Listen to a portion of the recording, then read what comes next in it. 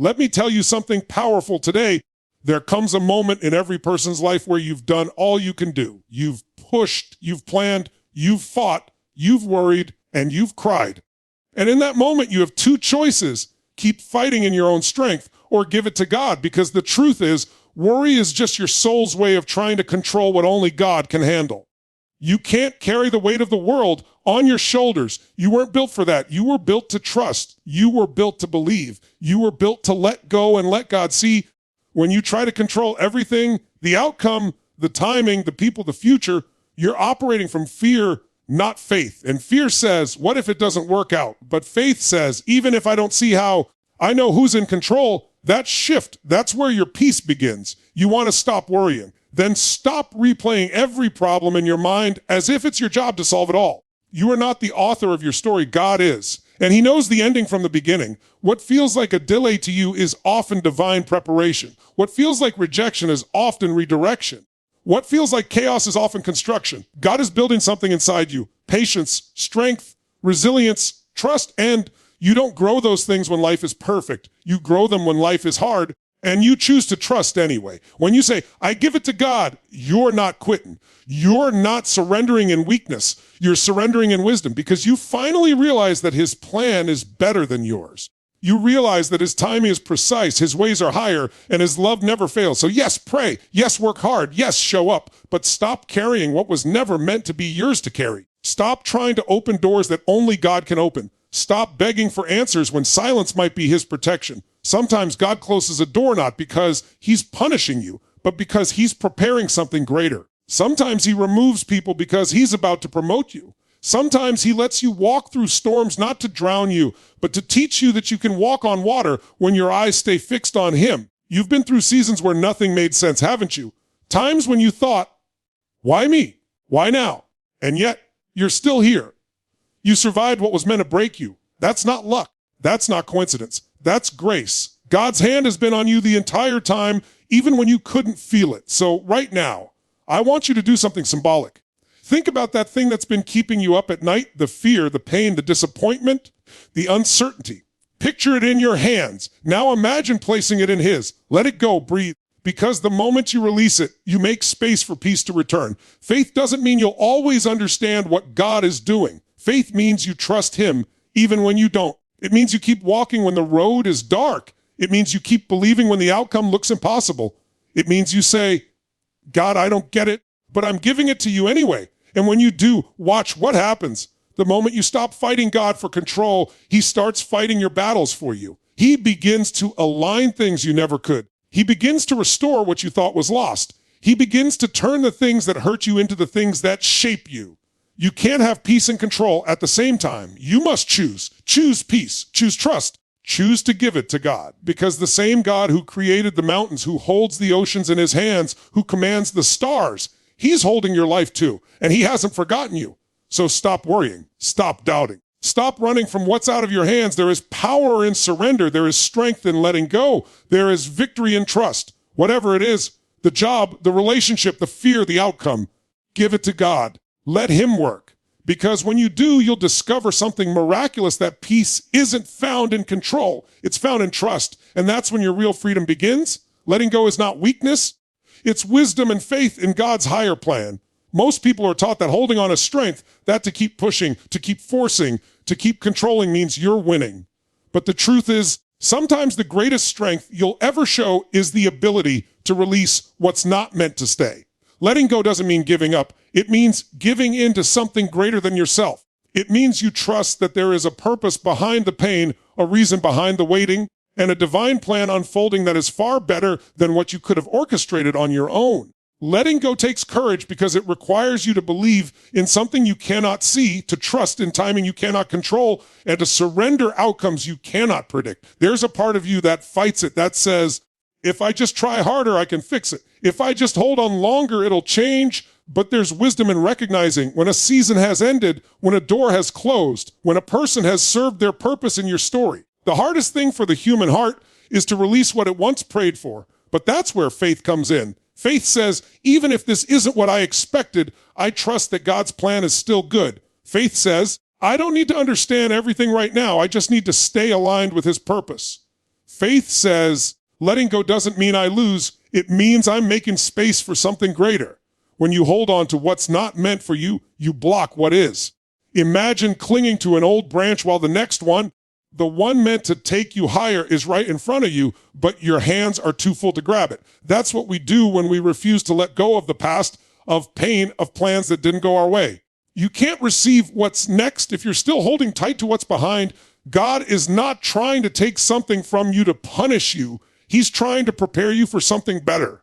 But to step into that better, you must first release what no longer serves your soul. Letting go is wisdom because it acknowledges that your understanding is limited, but God's isn't. It's realizing that your strength alone isn't enough to control every outcome, and that's okay. You were never meant to carry every burden, fix every problem, or force every door open. There's a peace that comes when you stop fighting life and start flowing with it. When you say, God, I don't know how this will work out, but I trust that you do. That's where your wisdom shines, not in knowing all the answers, but in trusting the one who does. We've been conditioned to equate surrender with defeat, but in the kingdom of God, surrender is victory. The world says, fight harder.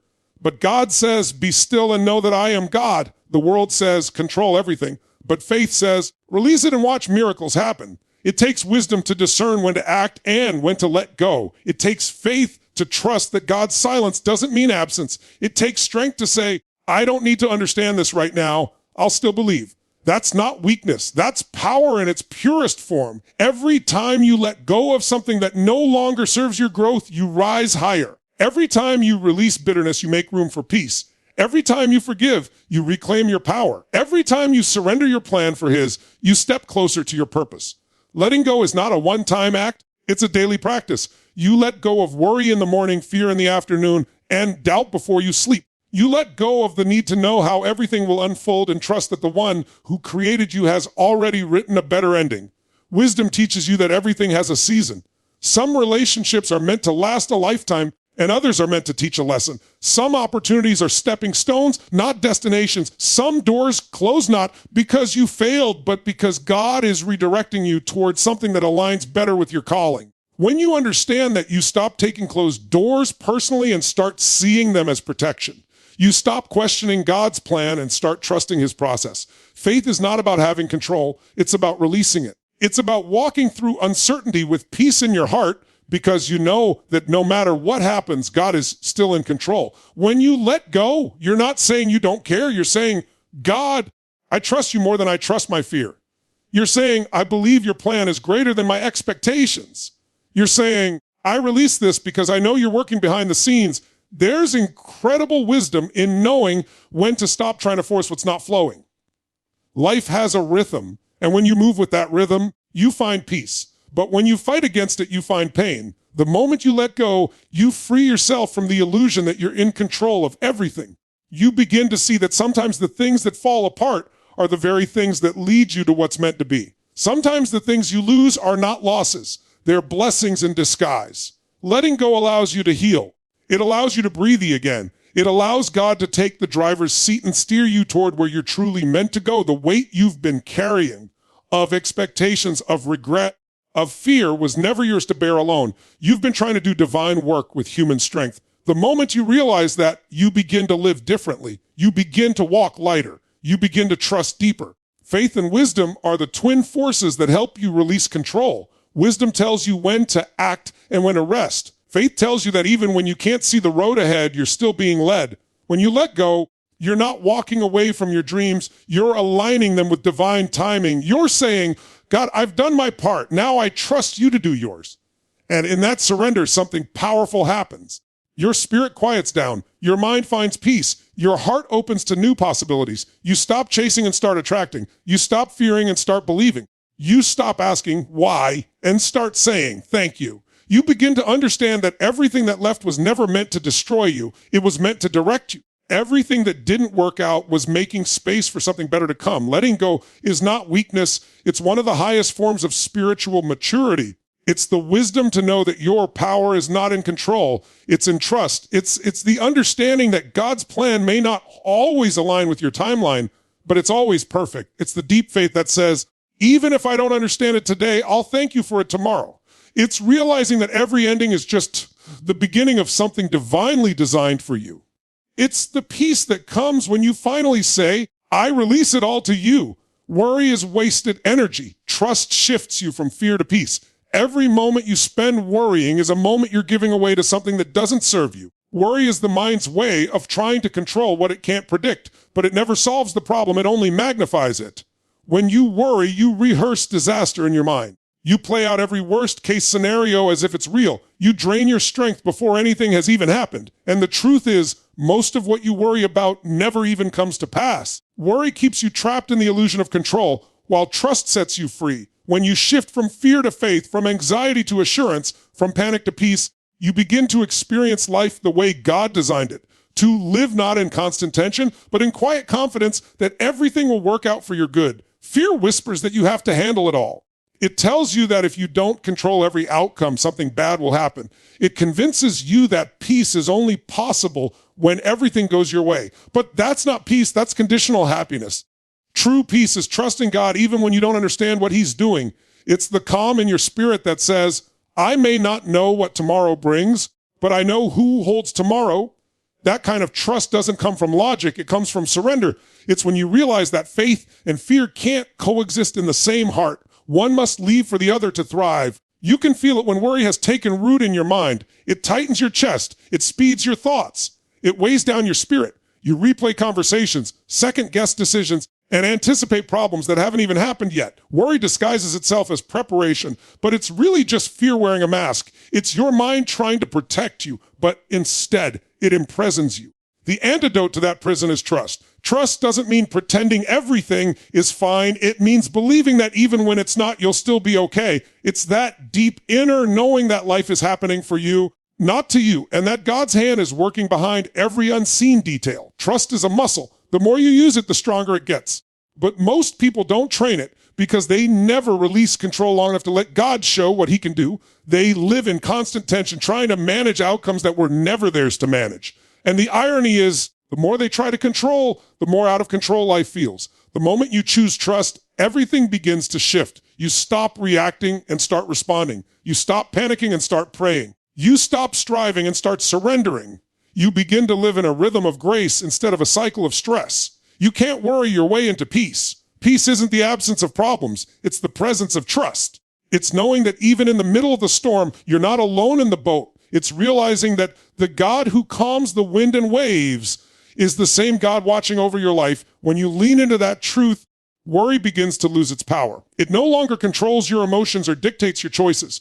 It becomes background noise instead of the loudest voice in your head. Worry says, what if I fail? Trust says, what if this is part of my growth? Worry says, what if they leave? Trust says, if they do, God will bring who's meant to stay. Worry says, what if I'm not enough? Trust says, I'm already equipped for this moment. Worry focuses on problems, trust focuses on promises. And the more you feed one, the more it grows. Every time you choose to trust, you starve your fear and strengthen your faith. Peace begins the moment you decide to stop feeding your fear. It's a choice, a deliberate, daily decision to turn your mind away from what could go wrong and toward what could go right. It's saying, I may not have all the answers, but I trust the one who does. It's refusing to let temporary circumstances dictate your eternal confidence. Worry drains your energy before the battle even begins. Trust restores it so you can stand strong no matter what comes your way. Trusting God doesn't mean you'll never face fear again. It means fear no longer controls your next move. It means when anxiety comes knocking, you answer with faith. It means you no longer let your emotions drive your destiny. You've learned to pause, to breathe, and to remember who's in control. Every time you choose to trust, you take your power back. You stop being a victim of circumstances and become a vessel of peace. There's a point where you realize that worry doesn't add a single hour to your life. It only steals joy from the hours you already have. You start to notice that every moment spent in fear is a moment stolen from faith. You begin to understand that your energy is sacred, your peace is priceless, and your mind was not created to live in constant turmoil. The mind finds rest when the heart learns to trust. When you fully trust God's process, you no longer need to rush it. You no longer need to predict or manipulate outcomes. You can finally exhale and say, whatever happens, I'll be okay. Trust is not passive. It's powerful. It's standing tall in uncertainty and saying, I choose peace. It's walking through fire and saying, I'm protected. It's hearing bad news and saying, God is still good. That's not denial. That's divine confidence. It's the understanding that what you can't control, God already can. When you live from that awareness, life stops being a battlefield of constant worry and becomes a journey of growing faith. You may not realize it, but your mind listens to your words. When you speak fear, you reinforce it. When you speak faith, you strengthen it. That's why trust must be spoken as much as it's felt. Every day, remind yourself, I'm not alone. God is working in this. I choose peace today. You repeat it until it becomes your instinct, until your first reaction to uncertainty isn't panic, but prayer, until your default emotion isn't fear, but faith. That's when you know trust has taken root. Worry is a thief. It steals sleep, joy, focus, and energy. It creates problems that never existed. But trust is a healer. It restores clarity. It renews your strength. It reminds you that you don't have to know every step, just the next one. It gives you courage to move even when the path isn't clear. It gives you hope when circumstances seem impossible. It fills your heart with quiet confidence that somehow, some way, everything will align. There is nothing more peaceful than knowing you're not carrying life alone. When you give your fears to God, you free your mind from the weight of trying to play His role. You realize your job is not to figure it all out. It's to stay faithful through it all. You begin to notice small signs, little miracles, divine timing that reassures you that He's been guiding every step. The more you trust, the more peace you experience. The more peace you experience, the less worry can control you. And slowly that peace becomes your natural state. You wake up lighter. You respond slower. You breathe deeper. You stop obsessing over what's next and start being grateful for what is. You stop running on fear and start walking in faith. You stop trying to predict the future and start living in the present. You realize that peace was never something to chase. It was something to choose all along. Worry will always try to whisper its lies, but trust will always speak louder if you let it. Every time fear rises, answer with faith. Every time anxiety knocks, open the door with prayer. Every time your mind races, remind yourself that God's already gone before you. Because once you make that shift from fear to faith, from control to surrender, from worry to trust, you'll discover that peace was never far away. It was waiting on the other side of letting go. God's delays are not denials, they're divine preparation. So many people confuse delay with rejection, as if a pause in progress means the promise is gone. But delay is not God saying no, it's Him saying not yet. It's His way of aligning circumstances, people, and timing so that what you've been praying for arrives when you're truly ready for it. You see, sometimes you're praying for something your character can't yet sustain. You're asking for a position that your preparation hasn't yet qualified you for. God, in His wisdom, knows that if He gives it to you too soon, it could destroy you rather than bless you. So instead, He holds it back, not to punish you, but to protect you. What looks like a setback is often a setup for something greater than you imagined. There's a process to every promise. You can't plant a seed and expect a tree overnight. Growth takes time, and divine timing is never rushed. When you understand that, you stop panicking when things don't happen on your schedule. You stop comparing your timeline to someone else's. You start realizing that God's preparation period is a sacred space. It's where He builds the strength, the patience, and the wisdom you'll need to handle what's coming. Every delay is a classroom in disguise. Every waiting season is training for the blessing you've been asking for. The problem is most people quit during the preparation. They interpret silence as rejection, waiting as wasting, and obstacles as opposition. But the truth is, the waiting season is where you're being refined, shaped, and strengthened. The delay is developing you. You might not see the full picture yet, but God is working behind the scenes, aligning every detail, every connection, every opportunity. He's preparing the path and preparing you for the path. And if you try to rush that process, you'll step into something you're not equipped to maintain.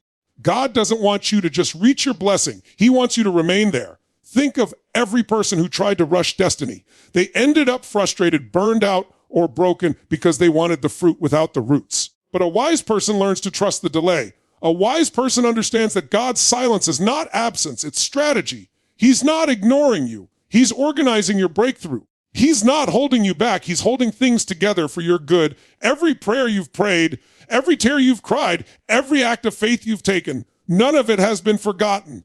Heaven has heard you, and the answer is already written. It's just not time yet.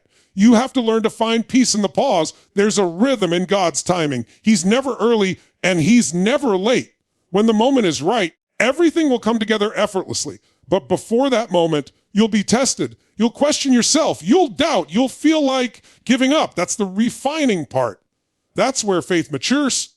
Because faith isn't proven in comfort. It's proven in the delay. It's easy to trust when everything's moving fast, but real trust is built in the stillness. It's built when nothing's happening and you choose to believe anyway. Sometimes God delays things because he's preparing the people connected to your blessing. Maybe the opportunity isn't ready yet. Maybe the person you're meant to meet is still being developed. Maybe the door you're waiting on is being reinforced so when it opens, it won't close again. You don't see all the layers of what God is orchestrating behind the curtain. That's why you must stop judging the story before it's finished. Just because it hasn't happened doesn't mean it won't. Some of the greatest breakthroughs require the longest preparation. Think about how long it takes for a diamond to form under pressure. Think about how long it takes for seed to break through the soil. The beauty of the outcome is always born from time and transformation. You can't rush that. You can't microwave a miracle. If you do, you end up with something half-baked, unstable, temporary. But when you wait, when you let God finish his work, what emerges is strong, pure, and lasting. The delay refines you. It burns off impatience. It sharpens your discernment. It teaches you to depend not on your own timing, but on divine timing.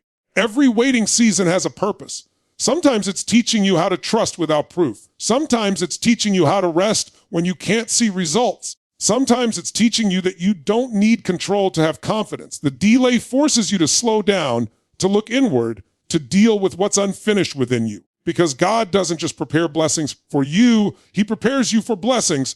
He builds you in private so you can stand in public. He strengthens your roots before he shows your fruit. When you stop resisting the delay, peace returns. You begin to see that nothing has been wasted.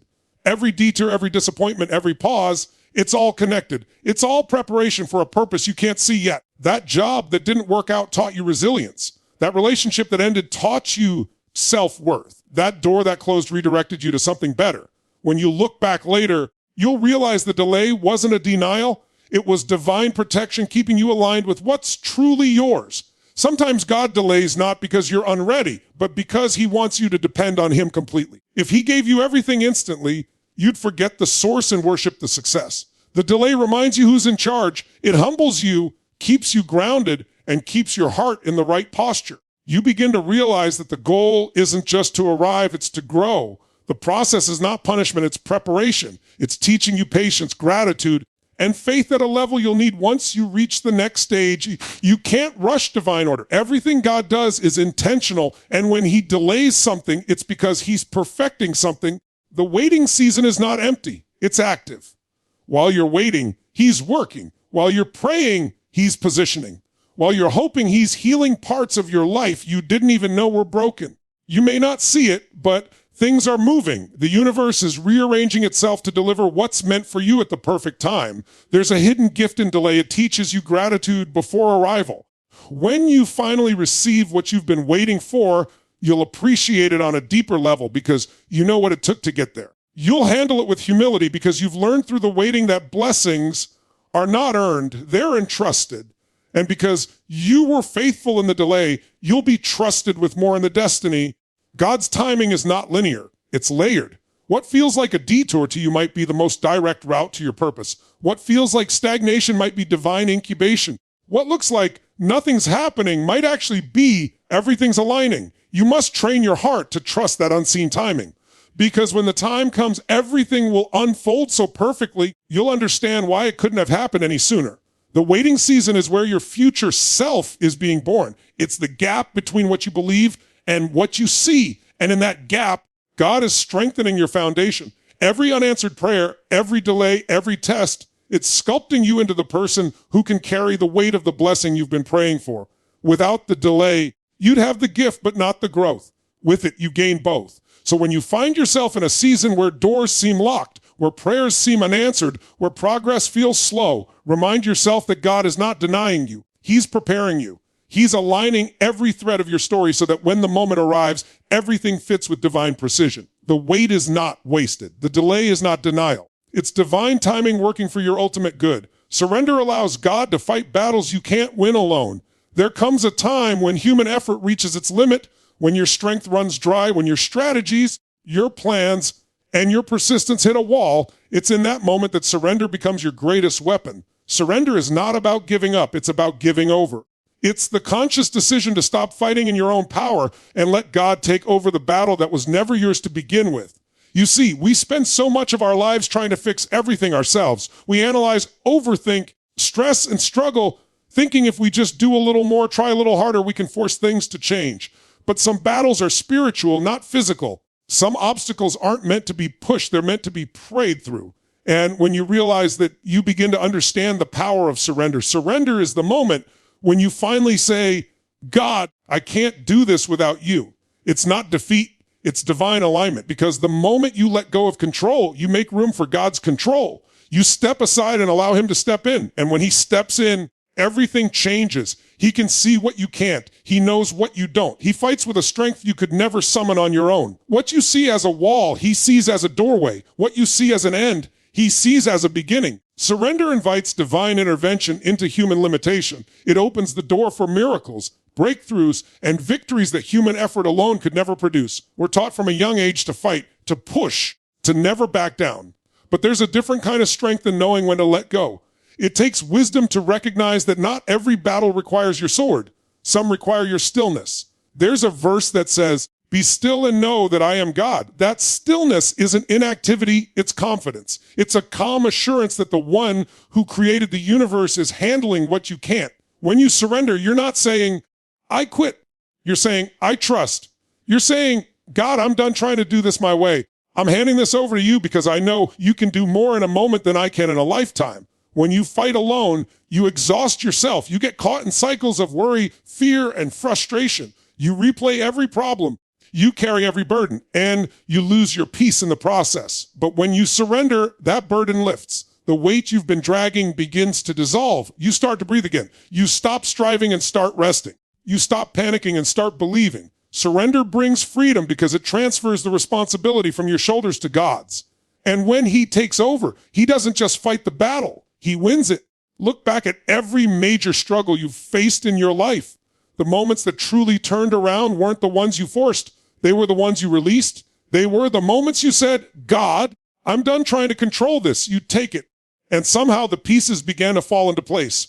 People showed up at the right time. Opportunities opened that you never expected. Situations that felt impossible started to shift. That wasn't coincidence. That was surrender activating divine power. Surrender doesn't make you passive. It makes you powerful in a new way. It doesn't mean you stop showing up, stop working, or stop trying.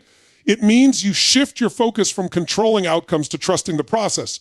You still do your part, but you do it with peace instead of panic. You move with confidence instead of chaos. You stop fighting people and start fighting the real enemy, fear, doubt, and disbelief. Because the biggest battle isn't external, it's internal. It's the battle between faith and fear, trust and control. And every time you choose surrender, you choose faith. There's something sacred that happens when you finally let go. It's as if heaven leans in and says, now I can move. As long as you're holding on tight, trying to manipulate outcomes, trying to make things happen your way, you're blocking divine flow. But the moment you release it, your plans, your expectations, your fears, you allow God's power to flow freely. You stop being the obstacle to your own blessing. You move from striving to receiving, from tension to trust, from battle to breakthrough. You see, God doesn't need your perfection. He needs your permission. He won't force his way into a heart that's still clinging to control. He waits for your surrender. He waits for the moment when you finally say, I trust you more than I trust my own understanding. And when you reach that place, something supernatural happens. You feel peace where there was pressure. You find clarity where there was confusion. You sense direction where there was delay. Because surrender is not just an act, it's an atmosphere. It changes everything around you. Think of every great story of faith. None of them were about people who had it all figured out. They were about people who chose to surrender even when it didn't make sense. They trusted when logic said to give up. They kept walking when the path wasn't visible. They released control and let God lead. That's where power is born. In the release, not the resistance. When you let go, you make space for divine movement. When you stop fighting for control, God starts fighting for you. Sometimes the battle you're facing isn't meant for you to win by force, but by faith. You've been trying to fix things that only God can heal. You've been trying to change people who only God can reach. You've been trying to open doors that only God can unlock. And all the while he's been whispering, if you'll just let go, I'll take it from here. That's the essence of surrender, trusting his ability more than your own. It's not always easy. Surrender goes against our nature. We want to know, we want to plan, we want to control. But real power comes when you can say, even if I don't understand, I still believe. When you can look at chaos and still have peace because you know who's in charge. When you can stop fighting what's out of your hands and start resting in the one who holds it all. That's where strength begins, not in holding tighter, but in releasing completely. You'll find that when you truly surrender, battles that once drained you begin to fade. Things that once consumed you no longer have the same power.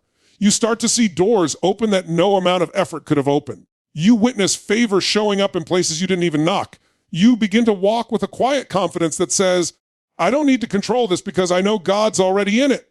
That's what happens when you surrender. You shift from fighting for victory to fighting from victory. Surrender is where peace lives. It's where your spirit finally rests. It's where you stop striving for outcomes and start trusting in outcomes already designed for you.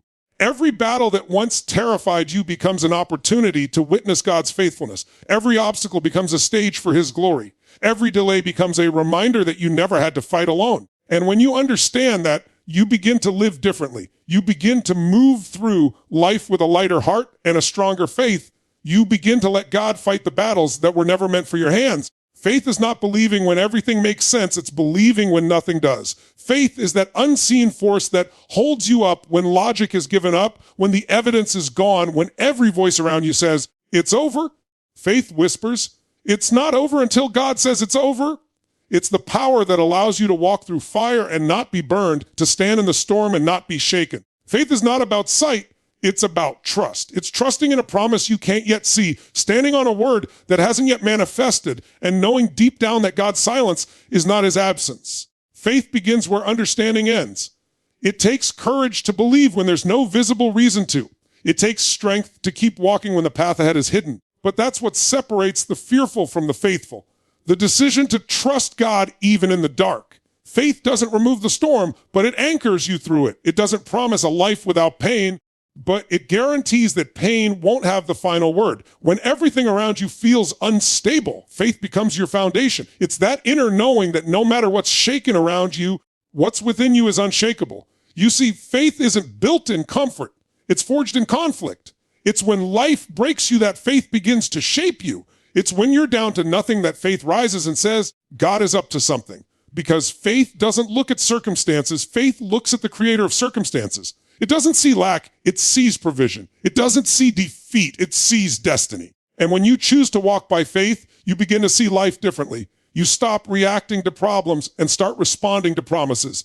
You stop being driven by fear and start being directed by purpose. Faith doesn't wait for perfect conditions. If you're waiting for everything to make sense before you move, you'll stay stuck. Faith says, move now, even when you don't have the full picture. It's stepping out of the boat while the waves are still crashing, trusting that the water will hold you because your focus isn't on the storm, it's on the one who walks on it. Faith isn't comfortable, it's courageous. It's choosing to move forward when doubt tells you to sit down. It's believing there's more when everyone else is settled. It's trusting that the same God who started your story will finish it beautifully, even if the current chapter looks messy. The truth is, faith grows best in uncertainty. When you can't see the outcome, when you can't predict the next move, that's when faith gets tested, stretched, and strengthened. Because faith that's never tested can't be trusted. Every trial, every delay, every detour, it's not meant to destroy your faith, but to deepen it. It's in those moments of waiting, those long nights of prayer, those silent seasons where God seems quiet, that your faith matures. You begin to realize that faith isn't about getting what you want. It's about trusting God even when you don't. You stop seeing unanswered prayers as rejection and start seeing them as redirection. You begin to understand that sometimes faith isn't about God changing your situation, it's about Him changing you within the situation. When you walk by faith, you live differently, you speak differently, you carry yourself differently. You stop saying, I hope it happens, and start saying, I know it will. You stop living by emotions and start living by conviction. You stop letting fear have the microphone and start letting faith have the final word. Because faith is a language, it's how heaven operates. It calls things that are not as though they are. It looks at emptiness and declares abundance. It looks at sickness and speaks healing. It looks at lack and proclaims overflow. And even when nothing in the natural world supports it, faith holds on because it knows that the spiritual realm is already working in your favor. There will be times when your faith will be tested so deeply that you'll want to quit. You'll look around and think, what's the point? But those are the moments that define you. That's where faith stops being a concept and becomes a conviction. It's easy to say you trust God when life is easy, but real faith shows up in the fire. It's standing in the middle of chaos saying, I still believe. It's choosing to keep walking when every step feels heavy. It's trusting that the God who brought you this far didn't bring you here to abandon you. And when you pass that test, when you refuse to let fear win, you step into a new level of strength, a new level of clarity, a new level of peace that can't be shaken by circumstances. Faith is not about seeing the path. It's about walking it. It's about knowing that each step you take in obedience activates something in the unseen. You might not see results right away, but every step of faith is planting a seed. Every act of trust is setting something in motion. Faith is cumulative. It grows with every victory, every lesson, every prayer. And over time, you begin to notice that the things that once scared you no longer intimidate you. You've seen too much of God's faithfulness to doubt him now. You start to carry a quiet boldness that says, I may not know how, but I know who. Faith isn't the absence of doubt. It's the decision to believe anyway. You might feel afraid, uncertain, even unqualified. But faith doesn't need you to be fearless. It just needs you to move forward despite fear.